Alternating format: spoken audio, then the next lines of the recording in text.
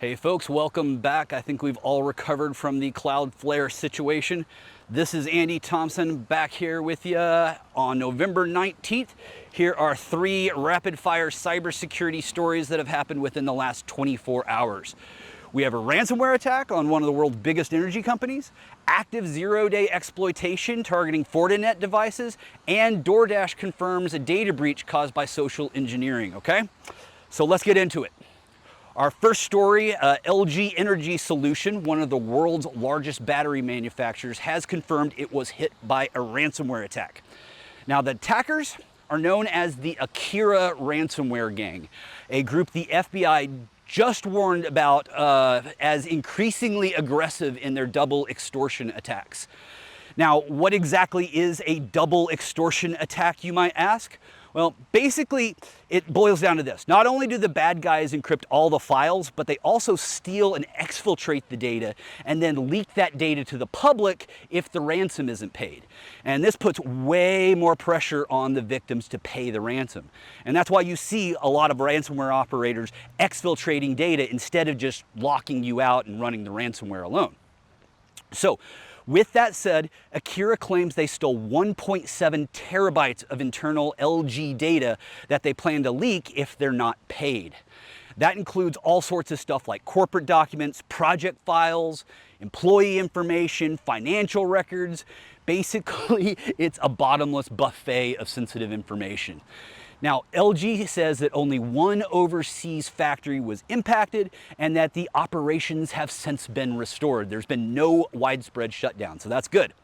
But big data theft like that could have huge implications, especially for a company that's supplying like batteries to major automakers and other global manufacturers. So, if Akira follows its usual playbook, LG will probably face a public data leak very, very soon if they don't negotiate and pay the ransom. All right, next up, Fortinet. They're back in the headlines and not in a good way. A newly discovered zero-day vulnerability in the FortiWeb web application firewall. It's tracked as CVE 2025-58034.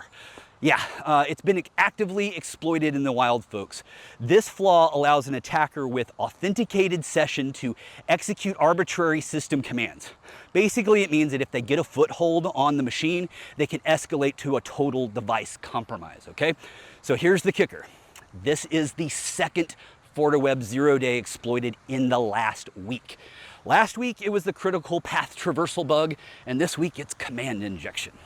So, Fortinet has pushed emergency patches across multiple FortiWeb versions, and CISA, they slapped this vulnerability straight into the known exploited list, giving federal agencies only 7 days to patch.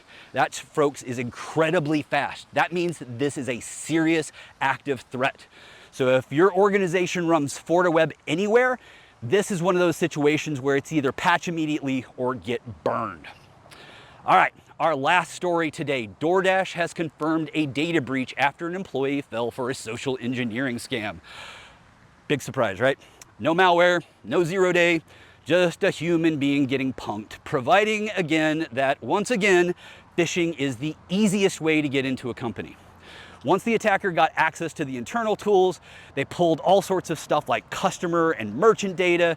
That included a bunch of stuff, names, phone numbers, email addresses, and physical addresses. Now, DoorDash says that no financial information or passwords were accessed and that they cut off the access of the attacker the same day that they detected it. There's no evidence of fraud yet, but just that stolen contact information alone, again, is a perfect launch pad for targeted phishing attacks and other social engineering attacks. So, affected DoorDash users in the US, Canada, Australia, and New Zealand have all been notified. So I say this a lot, folks. We should not be looking at end users in a negative way. We're always calling them like the weakest link. And yes, they're victims of social engineering all the time. But here's the deal. With proper end user awareness training, we can turn them into the first line of defense instead of the weakest link, folks. So that about concludes our cybersecurity rundown for today. I hope you enjoyed it, and I will see you again in the next update. This is Andy Thompson, signing off.